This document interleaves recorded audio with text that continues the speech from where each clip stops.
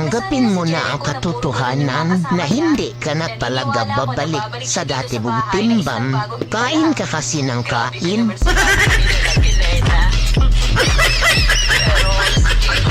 Hayag ako.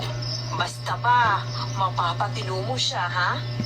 Yan na nga siguro ang pinakamagandang magagawa kaysa malubog kami sa kahihiyan sa mister kong nasa abroad at sa mga ka-churchmate natin. Naramdaman kong sinabian ng pag-asa si tita dahil sa aking iminungkahi. Kinabukasan, naghanda na kami sa pag-alis at naghihintay na rin ang driver na maghahatid sa amin. Si Jericho ay nasurpresa sa biglaang bakasyon sa probinsya na hindi muna ipinaalam sa kanya.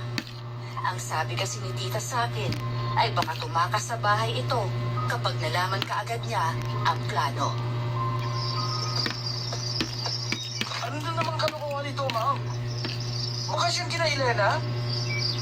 Sobrang iba-iba yung lugar na yun eh. Anong mababala ako ron? Eh wala naman itong kuryente o signal man lang. Matutulog lang ako doon maghapon. Pasalamat ka dahil may pinsan kang nakatira sa isang bayan na pwede mong pagtaguan. Kung hindi ka naisipang isama ni Elena, malamang humihimas ka na sa rehas ngayon. Eh, ma'am naman. Wala na ba talagang ibang choice? Pwede naman sa Boracay o sa Palawan. Kasi maraming pwedeng gawing activities doon. Eh, kina Elena ba? Eh, ano gagawin ko?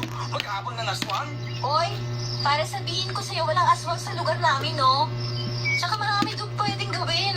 Pwede kang tumulong sa pagtatanim, umakyat sa puno o maglangoy sa ilog. Hindi mo pa kasi napupuntahan kaya hindi mo alam kung gaano kaganda sa lugar namin. Kahit pa. Ayoko doon. Hindi ako sasama sa'yo, Elena. Huwag ka nang umangat, Jericho. Para rin naman sa kapakanan mo ang iniisip ko. Elena, dito tayo. May sasabihin lang ako sa'yo. Ano? Bakit hindi ako kasama sa usapan? Huwag kang magulo. Elena, parito ka. Sige po.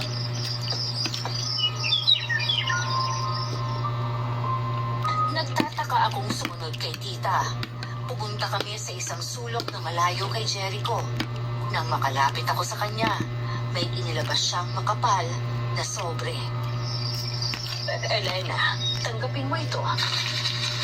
Ano ito, tita? Token ko para sa'yo. Para sa pagtulong mo sa amin. Tita naman, ang laking halaga nito.